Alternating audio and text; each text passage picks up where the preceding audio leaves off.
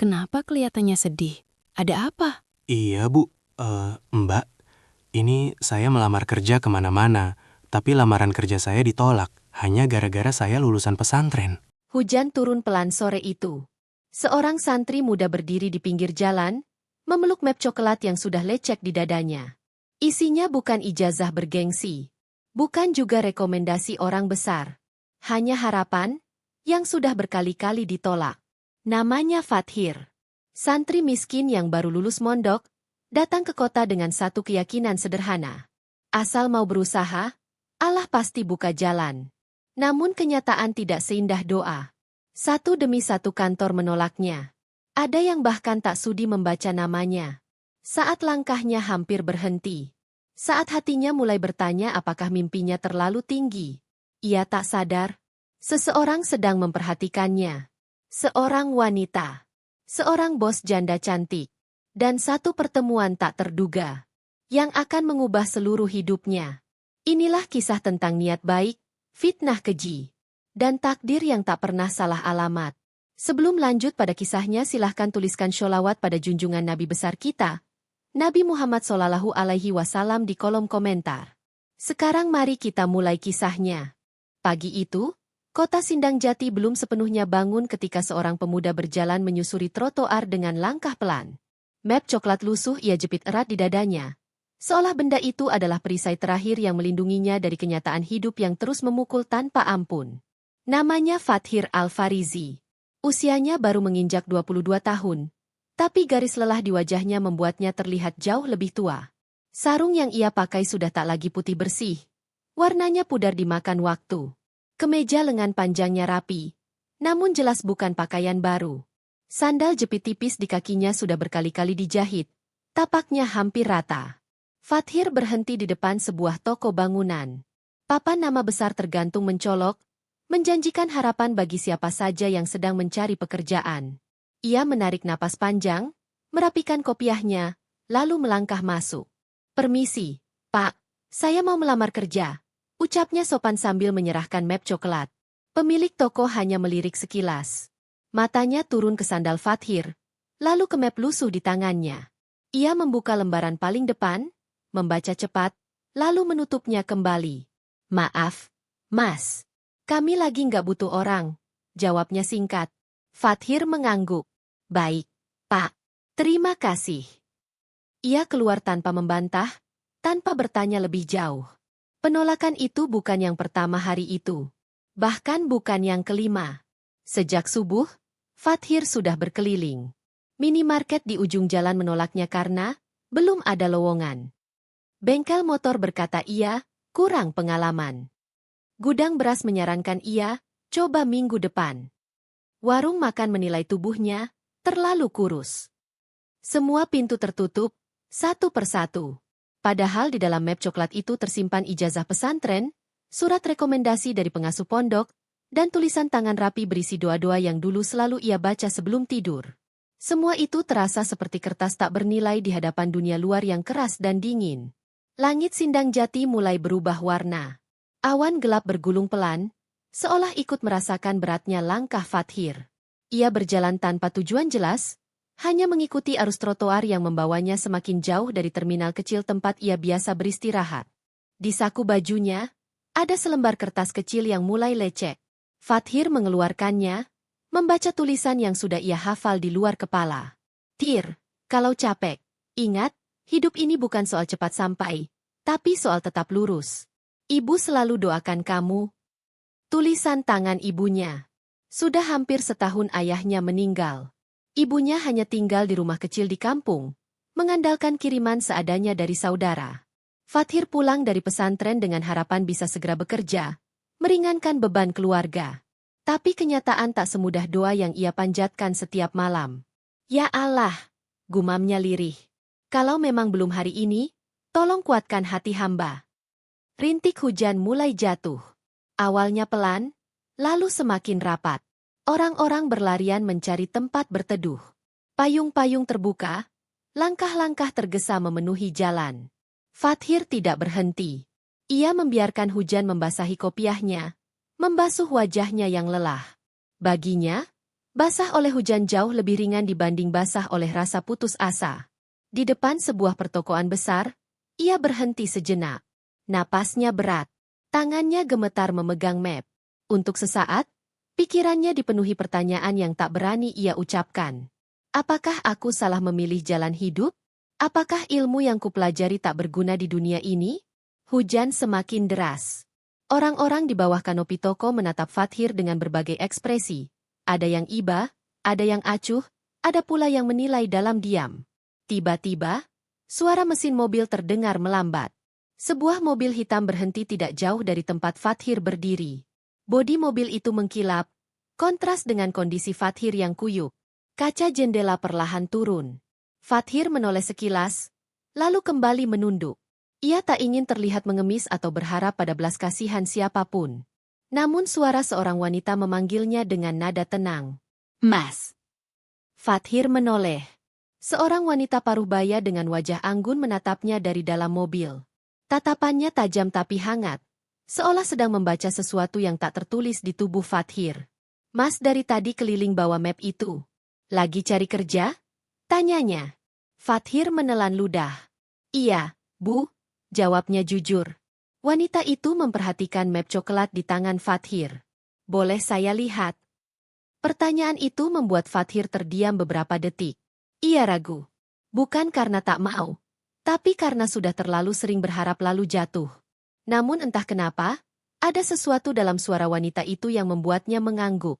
Iya, Bu, silakan. Ia mendekat ke mobil, menyerahkan map coklat yang sudah basah di pinggirannya. Wanita itu menerimanya dengan hati-hati, lalu membuka lembar demi lembar. Matanya bergerak pelan, teliti. Tidak terburu-buru seperti kebanyakan orang yang sebelumnya menolak Fathir. Hujan terus turun. Fathir berdiri diam, jantungnya berdetak tak beraturan.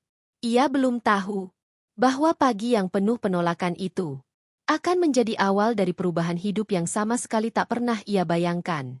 Hujan masih turun ketika wanita itu menutup map coklat yang basah di sudut-sudutnya.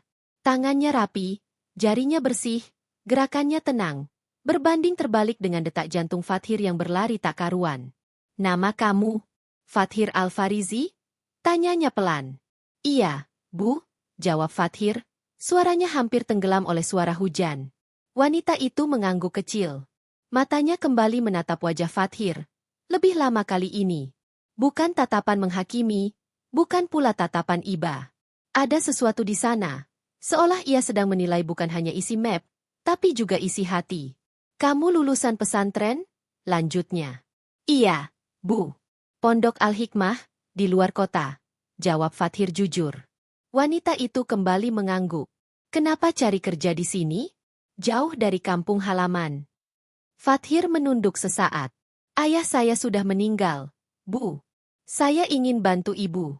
Saya pikir, apapun kerjaannya, asal halal, saya jalani. Hujan menetes di ujung kopiahnya. Fathir sadar betul betapa sederhananya jawabannya.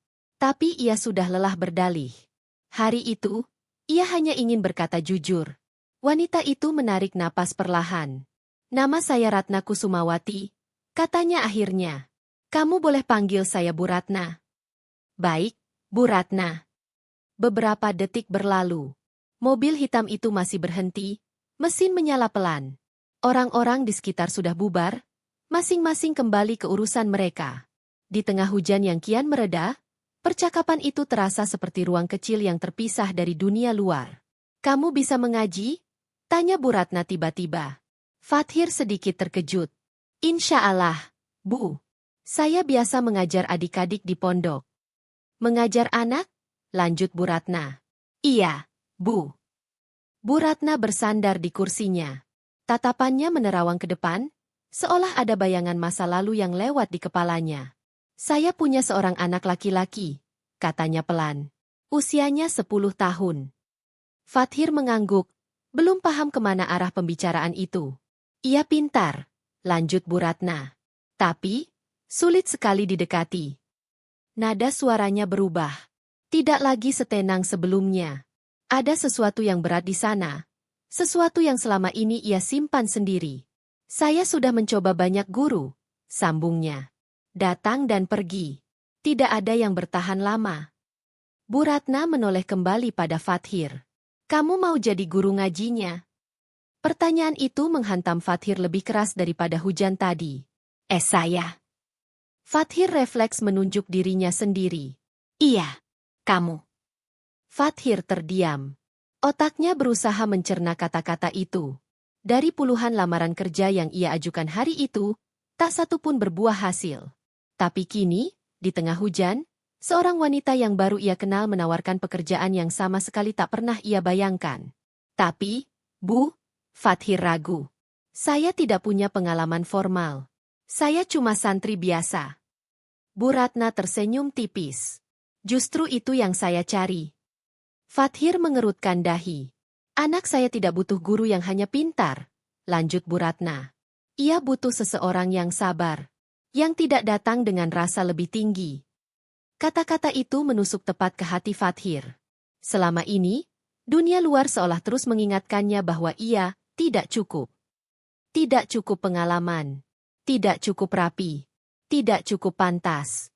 Tapi untuk pertama kalinya, seseorang melihat kekurangan itu sebagai nilai. Pekerjaannya tidak berat, kata Bu Ratna. Mengaji, menemani belajar. Jamnya sore. Kamu bisa tinggal di rumah saya kalau mau, atau pulang pergi. Fathir menelan ludah. Tawaran itu terasa terlalu besar untuk diterima begitu saja. Bu Ratna yakin? Tanyanya lirih. Saya bahkan belum punya tempat tinggal tetap di sini. Bu Ratna menatapnya mantap. Saya tidak pernah menawarkan sesuatu tanpa yakin. Hujan mulai reda. Jalanan kembali berkilau oleh pantulan lampu-lampu toko. Di tengah senyap itu, Fathir merasakan sesuatu yang lama hilang, harapan. Namun bersama harapan itu, datang juga ketakutan. Bagaimana kalau ia mengecewakan? Bagaimana kalau ia tidak mampu? Bagaimana kalau ini hanya harapan palsu seperti yang lain? Saya perlu jujur, Bu, kata Fathir akhirnya. Saya orang miskin. Saya tidak punya apa-apa selain ilmu yang saya pelajari di pondok. Bu Ratna tersenyum. Kali ini lebih hangat. Kalau begitu, kamu orang yang tepat. Jawaban itu membuat dada Fathir terasa sesak. Bukan karena sedih, tapi karena perasaan yang nyaris membuatnya menangis. Perasaan diterima apa adanya. Kalau kamu bersedia, lanjut Bu Ratna, kamu bisa mulai besok sore. Besok? Ulang Fathir, setengah tak percaya. Iya, saya tidak suka menunda hal baik. Fathir terdiam cukup lama. Di kepalanya, wajah ibunya terlintas. Doa-doa yang ia panjatkan setiap malam. Kata-kata di kertas kecil yang selalu ia simpan. Akhirnya, ia mengangguk pelan. Saya bersedia, Bu. Insya Allah saya akan berusaha sebaik mungkin. Bu Ratna membuka pintu mobil sedikit. Naiklah. Saya antar ke rumah singgah dulu. Kamu pasti belum makan. Kalimat sederhana itu membuat mata Fathir panas. Ia menahan diri agar tidak terlihat terlalu lemah. Terima kasih, Bu, ucapnya dengan suara bergetar. Saat ia masuk ke mobil hitam itu, Fathir merasa seperti melangkah ke dunia yang sama sekali baru. Dunia yang kemarin hanya bisa ia pandang dari kejauhan. Mobil mulai melaju perlahan meninggalkan trotoar. Dari balik kaca, Fathir menatap jalanan Sindang Jati yang basah. Tempat-tempat yang tadi menolaknya kini terasa berbeda. Bukan lagi akhir dari segalanya. Di dalam hatinya, sebuah keyakinan kecil mulai tumbuh. Mungkin, hari ini bukan tentang ditolak, tapi tentang diarahkan ke tempat yang tepat. Dan tanpa ia sadari, perjalanan dengan mobil hitam itu sedang membawanya menuju ujian hidup yang jauh lebih besar. Bukan hanya tentang pekerjaan, tapi tentang kepercayaan, fitnah, dan takdir. Yang perlahan akan menguji siapa dirinya sebenarnya. Mobil hitam itu berhenti di depan sebuah rumah besar di kawasan tenang kota Sindang Jati. Gerbang besi menjulang tinggi, dengan taman rapi di baliknya. Lampu-lampu taman menyala temaram, memantulkan bayangan daun yang basah oleh hujan sore tadi. Fathir menelan ludah. Ini bukan rumah seperti yang pernah ia masuki sebelumnya. Selama hidupnya, ia lebih akrab dengan lantai semen musala dan dinding kayu rumah kampung. Kini, langkahnya terasa canggung saat ia turun dari mobil. seolah takut meninggalkan bekas di lantai yang terlalu bersih. Masuklah, kata Bu Ratna tenang. Fathir mengangguk, mengikuti di belakang dengan kepala sedikit menunduk. Setiap langkah terasa berat, bukan karena jarak, tapi karena perasaan rendah diri yang tiba-tiba membuncah. Di ruang tamu, aroma kayu dan kopi tercium samar. Sofa empuk tertata rapi. Dinding dipenuhi lukisan-lukisan tenang yang tak Fathir kenali maknanya. Ia duduk di ujung sofa, punggungnya tegak, tangan bertaut di pangkuan, seperti santri yang sedang menghadap kiai. Mas Fathir, ucap Bu Ratna sambil menuangkan teh hangat, saya ingin kamu tahu satu hal sebelum mulai. Fathir menoleh cepat. Iya, Bu. Anak saya, bukan anak yang mudah. Kalimat itu diucapkan tanpa nada mengeluh, tapi Fathir bisa merasakan berat yang terselip di baliknya. Namanya Naufal, lanjut Bu Ratna. Sejak ayahnya meninggal, dia berubah. Lebih banyak diam. Menolak banyak hal. Fathir mengangguk pelan. Ia sudah sering melihat luka semacam itu di pondok. Anak-anak yang tumbuh dengan kehilangan. Jangan memaksa, tambah Bu Ratna. Kalau hari ini dia belum mau mengaji, tidak apa-apa. Sebelum Fathir sempat menjawab, seorang anak laki-laki muncul di ambang pintu. Tubuhnya kurus, wajahnya tampan tapi dingin. Matanya tajam, menatap Fathir tanpa senyum, tanpa rasa ingin tahu. Naufal, panggil Bu Ratna lembut. Ini Mas Fathir. Mulai hari ini, dia yang akan menemani kamu belajar mengaji. Naufal tidak menjawab. Ia hanya melirik sekilas, lalu duduk di kursi paling jauh, menyilangkan tangan di dada. Fathir merasakan dadanya mengencang. Namun ia tersenyum kecil, berusaha setenang mungkin. Assalamualaikum, Naufal, sapa Fathir pelan. Tidak ada jawaban. Keheningan itu terasa panjang. Bu Ratna melirik Fathir, seolah ingin meminta maaf. Namun Fathir hanya mengangguk kecil, memberi isyarat bahwa ia mengerti. Mereka pindah ke ruang belajar kecil di sudut rumah. Di sana sudah tersedia mushaf Al-Quran yang masih baru, sajadah kecil, dan meja rendah. Silakan mulai, kata Bu Ratna, lalu meninggalkan mereka berdua. Begitu pintu tertutup, suasana menjadi kaku. Naufal duduk dengan jarak, pandangannya tertuju ke lantai. Fathir tidak langsung membuka mushaf. Ia duduk bersila, menunggu, memberi ruang. Kamu suka membaca? Tanya Fathir akhirnya, lembut. Naufal mengangkat bahu. Biasa. Kalau mengaji? Biasa. Jawaban singkat, datar, tanpa emosi. Fathir tersenyum tipis. Kalau begitu, kita baca sedikit saja. Tidak apa-apa kalau pelan. Naufal tidak menjawab, tapi juga tidak menolak. Itu sudah cukup bagi Fathir. Ia membuka mushaf perlahan. Kita mulai dari Al-Fatihah. Ya. Beberapa detik berlalu. Naufal masih diam. Fathir membaca terlebih dulu. Suaranya tenang, tidak menggurui. Setiap huruf keluar dengan tartil yang lembut, seperti aliran air kecil. Setelah selesai, ia menoleh. Sekarang giliran kamu. Satu ayat saja. Naufal menatap mushaf itu. Tangannya ragu-ragu menyentuh halaman. Aku bisa, katanya pelan, hampir seperti membela diri. Aku tahu, jawab Fathir. Aku cuma menemani. Naufal menarik napas, lalu mulai membaca. Suaranya kecil, beberapa huruf terdengar kurang jelas. Di tengah bacaan, ia berhenti. Fathir tidak menyela, tidak mengoreksi, tidak memotong. Lanjutkan, katanya lembut.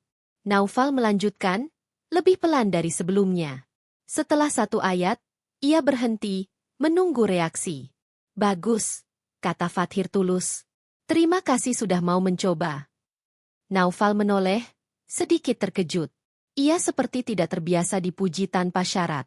Mereka melanjutkan hingga 2 ayat. Tidak lebih. Fathir menutup mushaf. Cukup untuk hari ini, katanya. Naufal mengerutkan kening. Cuma itu. Iya. Mengaji itu bukan soal banyaknya ayat, jawab Fathir. Tapi soal hati yang mau membuka. Naufal terdiam. Beberapa menit kemudian, Bu Ratna kembali masuk. Ia terkejut melihat mushaf sudah tertutup. Sudah selesai? Tanyanya ragu. Fathir mengangguk. Untuk hari ini, Bu. Bu Ratna menatap Naufal, lalu Fathir, seolah mencari tanda kegagalan. Tapi yang ia lihat justru anaknya duduk lebih tenang dari biasanya. Saat Fathir berdiri hendak pamit, Naufal tiba-tiba berkata pelan, tanpa menatap siapapun. Mas. Fathir berhenti. Iya. Naufal menggenggam ujung bajunya. Suaranya hampir berbisik. Besok, datang lagi. Kalimat itu sederhana. Sing. Tapi bagi Bu Ratna, kalimat itu seperti cahaya kecil di lorong yang lama gelap. Ia menutup mulutnya, menahan emosi yang nyaris tumpah. Fathir tersenyum. Insya Allah. Saat ia melangkah keluar rumah itu, malam Sindang Jati terasa berbeda. Tidak lagi dingin. Tidak lagi asing. Di balik pintu rumah besar itu, sebuah kepercayaan kecil telah tumbuh. Rapuh, tapi nyata. Dan Bu Ratna, untuk pertama kalinya setelah sekian lama, merasa harapan yang ia kubur dalam-dalam. Perlahan mulai bernapas kembali. Hari-hari setelah pertemuan pertama itu berjalan pelan, tapi pasti. Setiap sore, Fathir datang ke rumah Bu Ratna tepat waktu. Kadang dengan berjalan kaki, kadang diantar sopir setelah hujan turun lebih deras dari biasanya. Ia selalu datang dengan sikap yang sama, sederhana, menunduk hormat, dan tidak banyak bicara. Dan perlahan, perubahan itu mulai terlihat. Naufal yang dulu selalu duduk menjauh kini mulai duduk lebih dekat. Mushaf yang awalnya hanya dibuka 1 halaman, kini bisa terbuka 2, bahkan 3 halaman. Ia mulai bertanya, bukan hanya tentang bacaan, tapi tentang arti. Mas, suatu sore Naufal bertanya sambil menunjuk ayat yang baru ia baca, kenapa di sini Allah bilang Dia Maha Pengampun? Fathir tersenyum. Karena manusia sering salah. Dan Allah tahu itu. Naufal terdiam lama setelah mendengar jawaban itu. Seolah kalimat sederhana itu berbicara langsung pada sesuatu yang selama ini ia pendam. Bu Ratna sering mengintip dari balik pintu. Ia tidak ikut campur, tapi matanya selalu berkaca-kaca setiap melihat anaknya duduk tenang, mendengarkan, bahkan tersenyum kecil. Kepercayaan pada Fathir tumbuh tanpa disadari. Ia tidak lagi diperlakukan seperti orang luar. Teh hangat selalu tersedia. Kadang Bu Ratna meminta pendapat Fathir tentang jadwal belajar Naufal. Bahkan suatu sore, ia berkata dengan nada ringan, "Kalau hujan, kamu jangan pulang sendiri. Biar sopir antar." Fathir mengangguk hormat. "Terima kasih, Bu. Tapi saya tidak ingin merepotkan." "Kamu tidak merepotkan," jawab Bu Ratna singkat. Namun, di luar pagar rumah besar itu, cerita yang berbeda mulai beredar. Tetangga-tetangga memperhatikan. Mobil hitam yang sama berhenti hampir setiap sore. Seorang pemuda bersarung keluar masuk rumah janda kaya. Senyum-senyum kecil mulai muncul, lalu berubah jadi bisik-bisik. "Siapa itu anak muda?" Katanya guru ngaji. "Guru ngaji kok tiap hari naik mobil mewah?" "Hati-hati, sekarang banyak yang pura-pura alim." Gosip itu menyebar lebih cepat daripada kebenaran. Di warung kopi dekat gerbang kompleks, nama Fathir mulai disebut-sebut. Bukan dengan empati, tapi dengan kecurigaan. Santri miskin yang tiba-tiba dekat dengan janda kaya, cerita lama yang selalu laku dijual. Fathir mendengarnya, kadang secara langsung, kadang lewat tatapan yang berubah dingin. Tapi ia memilih diam. Ia tahu, membela diri hanya akan membuat api semakin besar. Suatu sore, saat Fathir baru saja selesai mengajar dan hendak pamit, seorang pria datang ke rumah Bu Ratna. Tubuhnya tegap, pakaiannya rapi, wajahnya menyimpan senyum yang tidak sepenuhnya ramah. "Mas Fathir," katanya sambil menjulurkan tangan. "Saya Hendra Wijaya." Fathir menjabat tangan itu sopan. "Fathir, Pak. Saya saudara almarhum suami Bu Ratna," lanjut Hendra sambil menatap dari ujung kepala hingga kaki Fathir. Tatapan itu membuat Fathir merasa seperti sedang diukur. "Oh, iya, Pak," jawab Fathir singkat. Mereka berdiri di ruang tamu. Bu Ratna sedang di dapur. Naufal sudah masuk kamar. Hendra menyilangkan tangan. "Saya sering dengar nama kamu akhir-akhir ini." Fathir hanya tersenyum kecil. "Saya hanya mengajar, Pak." Hendra mendekat 1 langkah. Suaranya diturunkan. "Masih muda. Hidup bisa berubah cepat kalau salah langkah. Fathir menatapnya tenang. Maksud Bapak? Hendra tersenyum tipis, tapi matanya dingin. Jangan lupa diri. Kalimat itu jatuh pelan, tapi berat. Fathir menarik napas. Saya tahu posisi saya, Pak. Saya hanya bekerja. Semoga, jawab Hendra singkat. Tak lama kemudian, Bu Ratna kembali. Suasana langsung berubah lebih formal. Hendra pamit dengan senyum yang dipaksakan. Sejak hari itu, Fathir semakin berhati-hati. Ia menjaga jarak. Menolak diantar jika tidak perlu. Menghindari berbicara terlalu lama dengan Bu Ratna kecuali soal Naufal. Ia tahu, satu langkah salah bisa menjadi bahan fitnah. Namun, menjaga niat tidak selalu cukup untuk menghentikan prasangka. Gosip semakin liar. Ada yang bilang Fathir sengaja memikat simpati. Ada yang menuduhnya cari jalan pintas. Bahkan ada yang mulai berbisik bahwa kehadirannya tidak pantas. Suatu sore, Naufal mendadak bertanya, "Mas, orang-orang bilang apa soal Mas?" Fathir terdiam sejenak. Lalu ia tersenyum. Tidak semua yang orang bilang perlu kita dengar. Kalau itu bohong? Tanya Naufal. Kalau kita tahu niat kita, kebohongan tidak akan lama, jawab Fathir. Naufal mengangguk, meski matanya terlihat bingung. Bu Ratna mulai merasakan tekanan. Telepon dari keluarga. Sindiran halus. Peringatan yang dibungkus kepedulian. Namun setiap kali ia ragu, ia menatap anaknya, yang kini bisa tersenyum, bisa bertanya, bisa duduk tenang dengan Al-Quran. Dan keraguan itu selalu kalah. Sementara itu, Fathir terus berjalan dengan satu prinsip sederhana. Diam, jaga adab, dan luruskan niat. Ia tidak tahu bahwa diamnya itu justru sedang disiapkan sebagai senjata paling ampuh untuk menjatuhkannya. Karena ketika kebaikan mulai terlihat, iri hati jarang tinggal diam.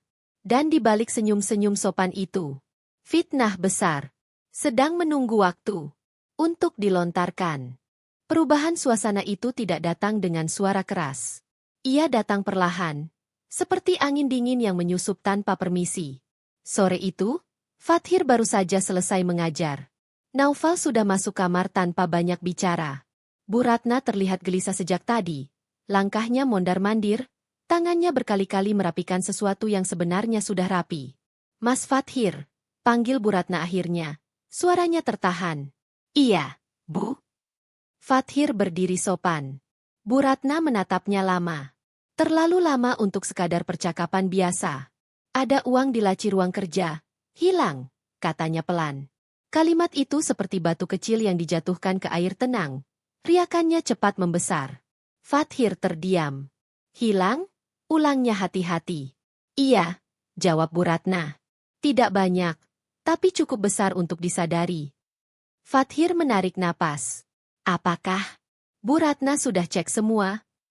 Sudah, jawab Bu Ratna lirih. Dan, hanya beberapa orang yang tahu tempat itu. Keheningan jatuh di antara mereka. Fathir merasakan dadanya mengencang. Bukan karena takut kehilangan pekerjaan, tapi karena ia tahu kemana arah pembicaraan ini bisa berujung.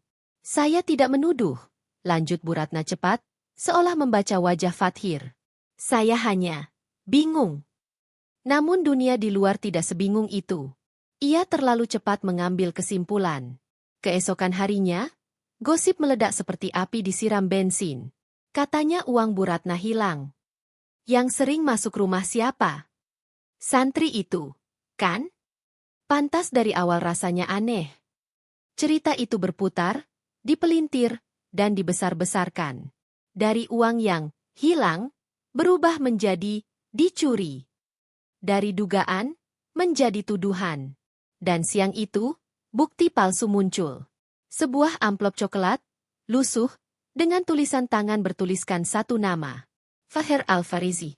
Amplop itu ditemukan di sudut laci gudang belakang. Tempat yang jarang disentuh, tapi cukup strategis untuk dijadikan jebakan. Bu Ratna memegang amplop itu dengan tangan gemetar. Tulisan itu mirip, terlalu mirip. Ia memanggil Fathir sore itu. Fathir datang seperti biasa. Menunduk, sopan. Tapi begitu melihat amplop itu di meja, Langkahnya terhenti. "Apa ini, Bu?" tanyanya pelan. Bu Ratna mendorong amplop itu ke arahnya. "Mas Fathir, kamu tahu soal ini?" Fathir membuka amplop itu perlahan. Di dalamnya, ada sebagian uang yang hilang. Dadanya serasa dihantam dari dalam. "Demi Allah, Bu," katanya dengan suara bergetar tapi tegas, "saya tidak pernah mengambil apapun." Bu Ratna memejamkan mata. Ia ingin percaya. Sangat ingin. Tapi tekanan datang dari segala arah. Keluarga, lingkungan, bahkan dari rasa takutnya sendiri. Di luar ruangan, Naufal berdiri. Ia mendengar potongan percakapan. Mendengar namanya disebut. Mendengar kata, uang, hilang, dan amplop. Sore itu, seorang bibi datang, kerabat jauh yang terlalu cepat bicara. "Ratna, kamu terlalu baik," katanya keras. "Orang seperti itu tidak bisa dipercaya." Naufal menoleh ke arah Fathir. Matanya berubah. Bukan lagi mata anak yang tenang, tapi mata anak yang bingung dan terluka. "Mas Fathir," suaranya pelan, tapi tajam. "Iya, Naufal," kata mereka. "Mas bohong." Kalimat itu lebih menyakitkan daripada semua tuduhan orang dewasa. Fathir berlutut agar sejajar dengan mata Naufal. "Mas tidak pernah bohong sama kamu." Naufal mundur satu langkah. "Tapi uang itu ada di amplop Mas." Fathir terdiam. Tidak ada jawaban yang bisa langsung mematahkan logika anak 10 tahun yang baru belajar percaya. Malam itu, Fathir tidak tidur. Ia duduk di kamar kecil yang sementara ia tempati, memandangi dinding kosong. Ia tahu satu hal dengan pasti. Jika ia bertahan, badai ini akan semakin besar. Dan yang paling terluka bukan dirinya, melainkan Naufal dan Bu Ratna. Pagi-pagi sekali, Fathir menemui Bu Ratna. "Saya ingin bicara, Bu." Bu Ratna menatapnya dengan mata sembab. "Mas Fathir." "Saya ingin berhenti mengajar," kata Fathir pelan, tapi jelas. Bu Ratna terkejut. "Tidak, kita bisa cari tahu." "Bu," potong Fathir lembut, "kalau saya tetap di sini, fitnah ini tidak akan berhenti. Nama Bu Ratna akan terus diseret. Naufal akan terus mendengar hal-hal yang seharusnya tidak ia dengar." Bu Ratna menunduk. Air matanya jatuh. "Saya tidak pergi karena salah," lanjut Fathir. "Saya pergi karena ingin melindungi." Beberapa menit kemudian, Naufal keluar kamar. Ia melihat tas kecil di tangan Fathir. "Kamu mau kemana?" tanyanya. Fathir berjongkok, tersenyum seperti biasa, meski hatinya hancur. "Mas mau pulang." "Karena uang itu?" tanya Naufal ragu. Fathir menggeleng. "Karena Mas ingin kamu tenang." Naufal menggenggam ujung bajunya. Untuk sesaat, ia ingin mengatakan sesuatu. Tapi kata-kata itu tak pernah keluar. Fathir berdiri, menunduk hormat pada Bu Ratna. "Terima kasih sudah memberi saya kesempatan," katanya. "Semoga Allah jaga keluarga ini." Ia melangkah keluar rumah besar itu tanpa menoleh. Langkahnya berat, tapi niatnya lurus. Di luar, hujan kembali turun, seperti hari pertama mereka bertemu. Dan sekali lagi, Fathir berjalan pergi. Dengan nama yang dikotori, tanpa membela diri. Demi orang-orang yang justru ia sayangi. Musala kecil di pinggir kampung itu kembali ramai menjelang maghrib. Bukan karena acara besar, bukan pula karena donasi. Melainkan karena seorang pemuda bersarung lusuh duduk bersila di depan anak-anak, memegang mushaf dengan cara yang sama seperti dulu. Fathir Al-Farizi kembali ke tempat yang paling ia kenal. Tempat tanpa gaji, tanpa pujian, tanpa prasangka. Anak-anak kampung duduk melingkar, sebagian masih terbata-bata membaca huruf hijaiyah. Fathir tidak terburu-buru. Ia membenarkan mahraj dengan sabar, mengulang ayat berkali-kali tanpa nada kesal. "Pelan-pelan," katanya lembut. "Allah tidak menghitung cepatnya, tapi usahanya." Tak satu pun dari anak-anak itu tahu bahwa guru mereka baru saja kehilangan segalanya. Nama baik, pekerjaan, dan kepercayaan yang sempat ia bangun dengan susah payah. Usai mengaji, Fathir duduk sendiri di sudut musala. Ia menatap lantai, pikirannya melayang pada satu wajah yang terus muncul tanpa diundang. Naufal. Di rumah besar itu, suasana berubah drastis. Naufal menjadi pendiam, lebih dari sebelumnya. Mushaf yang biasa ia buka setiap sore kini tergeletak tak tersentuh di meja. Ketika Bu Ratna mengajaknya mengaji dengan guru pengganti, Naufal menolak. Bukan dia, katanya singkat. Bu Ratna menahan napas setiap kali melihat itu. Ada rasa bersalah yang terus menggerogoti dadanya. Ia ingin percaya pada Fathir sejak awal. Tapi tekanan membuatnya ragu pada suara hatinya sendiri. Malam-malam Bu Ratna menjadi panjang.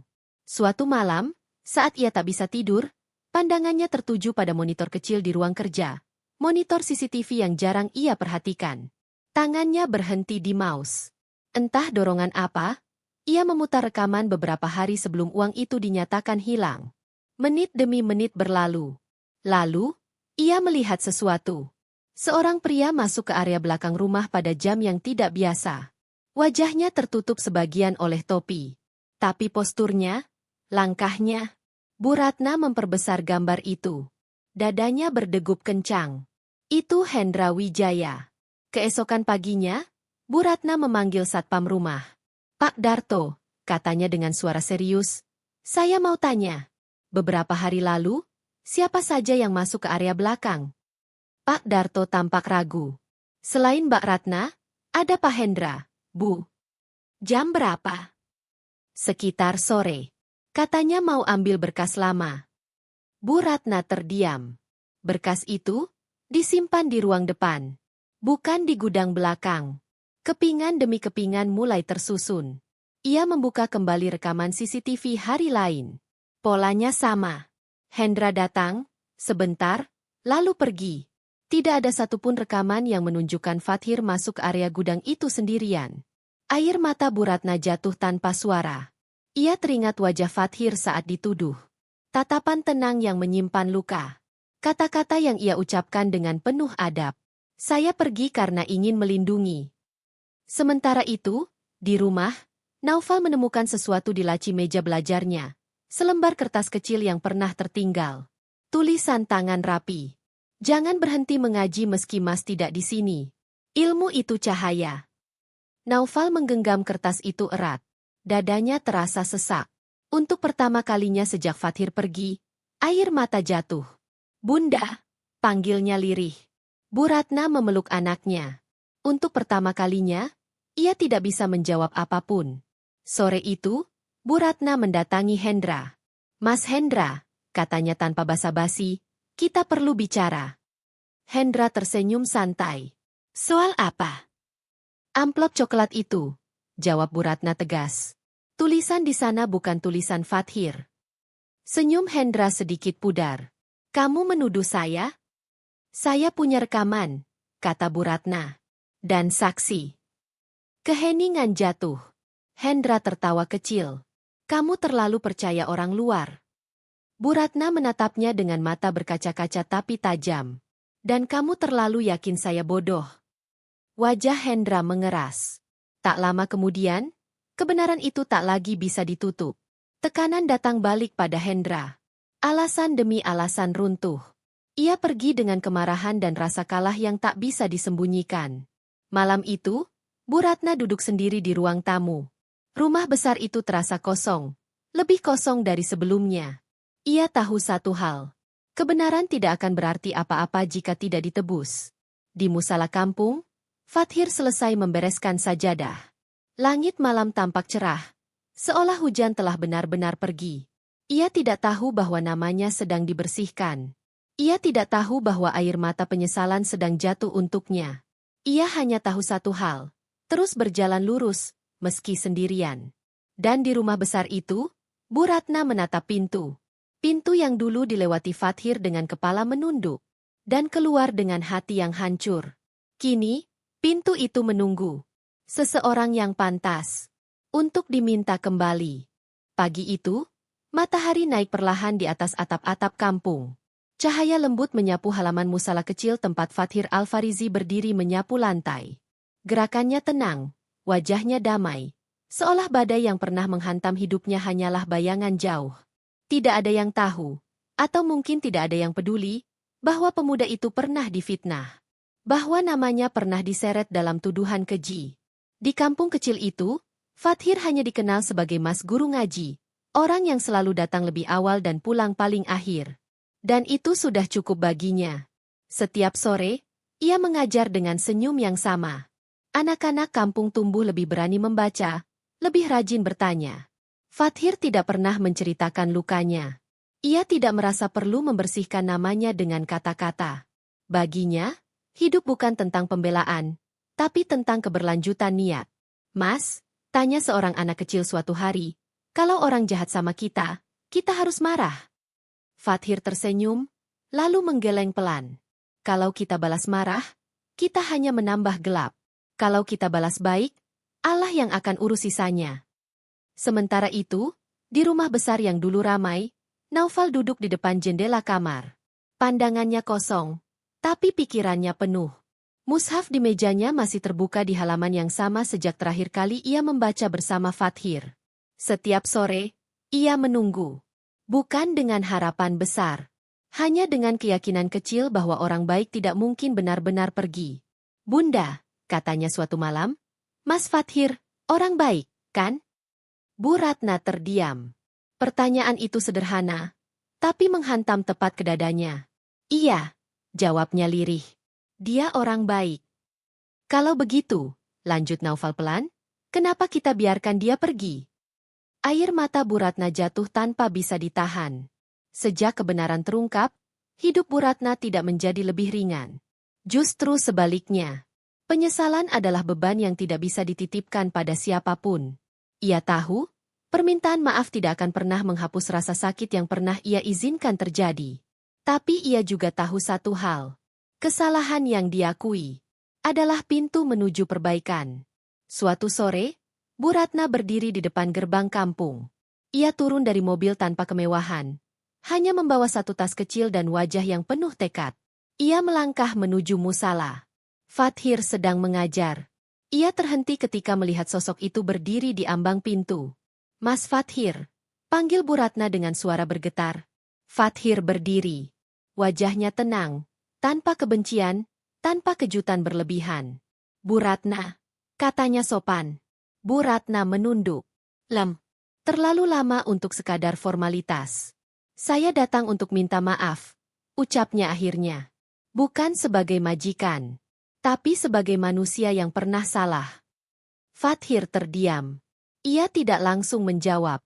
Bukan karena dendam, melainkan karena ia sedang memilih kata yang paling jujur. Saya sudah memaafkan, Bu, katanya pelan. Kalimat itu membuat Bu Ratna menangis lebih keras daripada sebelumnya. Saya tidak datang untuk memaksa, lanjut Bu Ratna. Saya hanya ingin kamu tahu, kebenaran sudah terbuka. Nama kamu sudah bersih. Fathir tersenyum kecil. Nama saya tidak pernah kotor, Bu.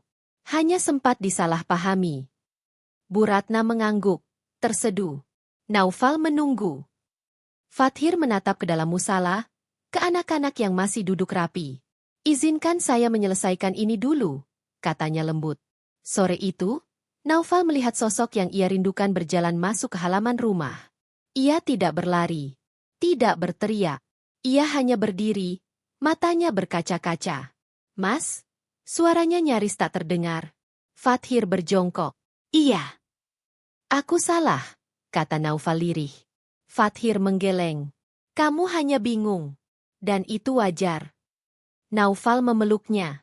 Pelukan yang lama tertahan, kini dilepas tanpa sisa. Bu Ratna berdiri di kejauhan. Ia tahu, keputusan besar bukan tentang membawa Fathir kembali, melainkan tentang tidak pernah lagi meragukan kebaikan yang jelas-jelas tulus. Hari-hari berikutnya, Fathir kembali mengajar Naufal. Tapi dengan satu syarat, ia tetap mengajar di musala kampung. Kebaikan tidak boleh berhenti di satu rumah, katanya. Bu Ratna mengangguk. Ia belajar bahwa kebaikan sejati tidak bisa dimiliki, hanya bisa dijaga. Dan Hendra Wijaya? Namanya perlahan menghilang dari percakapan. Tidak dihukum oleh Fathir, tidak dikejar oleh dendam. Hidup sendiri yang mengajarkannya tentang akibat. Cerita ini tidak berakhir dengan kemewahan. Tidak dengan tepuk tangan. Tidak dengan balas dendam. Ia berakhir dengan sesuatu yang jauh lebih kuat.